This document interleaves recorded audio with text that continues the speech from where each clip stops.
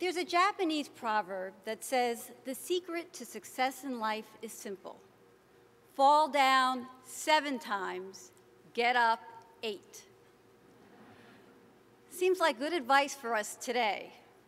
Who would have thought that in 2012, we'd be arguing over providing contraception for women, or debating the idea of equal pay, that in one area after another, we'd be re-litigating issues we thought had been settled 50 years ago.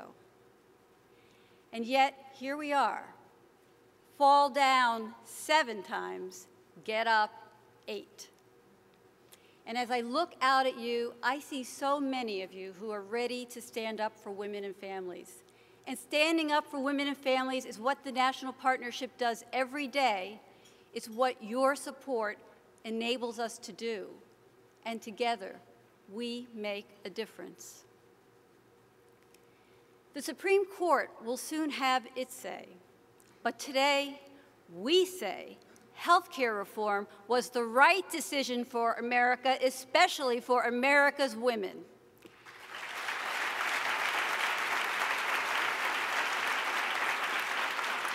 It matters that health reform go forward. By 2014, almost 19 million more women will have access to affordable, comprehensive health care. Women will stop being charged higher premiums simply because they are women. Women will no longer be turned down for coverage because their breast cancer or a C-section is a pre-existing condition. And while Rush Limbaugh may have attacked an eloquent young woman for speaking out about contraception, that basic part of women's health care is now the law of the land, and we will fight to keep it that way.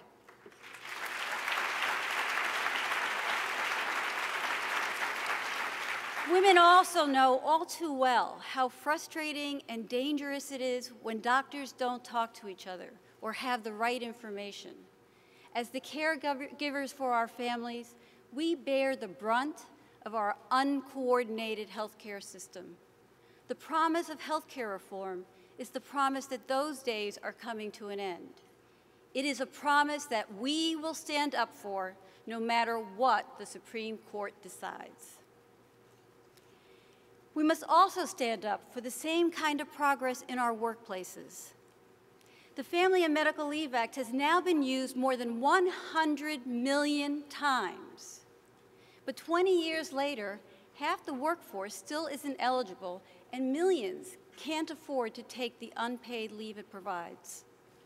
And today, more than 40 million workers don't have even a single paid sick day. And it's disgraceful that 49 years after the Equal Pay Act, women are still paid less than men. And it's even worse for women of color and women who are moms. The average woman brings home almost $11,000 less a year than a man. And that adds up to about 172 tanks of gas or nearly 2 years' worth of groceries. And yet 2 weeks ago, Congress rejected legislation that would make it easier to fight pay discrimination. It's time to pass the Paycheck Fairness Act.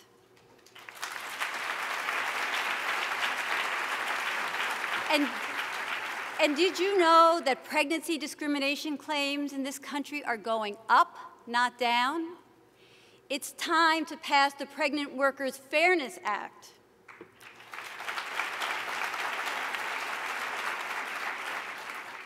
So yes, we have plenty to stand up and fight for. And trust me, we don't need more overheated rhetoric from cable TV folks who blather on about mommy wars or which politicians care most about women. Spare us the sanctimony and hypocrisy of politicians who praise moms and caregivers while burying every effort to help them. We need to see this talk as the dangerous distraction it is. Action and results are what we need and what we at the National Partnership will keep on fighting for.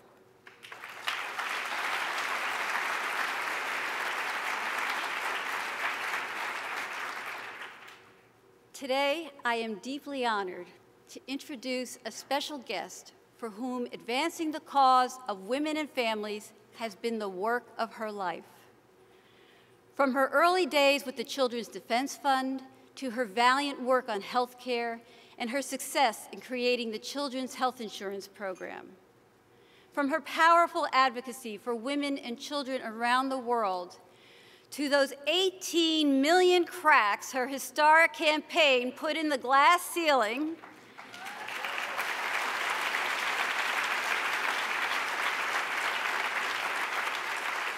Hillary Clinton has truly changed our world. I know she's an inspiration to millions. She certainly is a hero and a role model to me. And whether I'm talking about Hillary to my amazing 31-year-old daughter or to my wonderful, loving mom who's here with me today, they both light up. I see that look in their eyes. That same look I now see in your eyes as you anticipate what's next.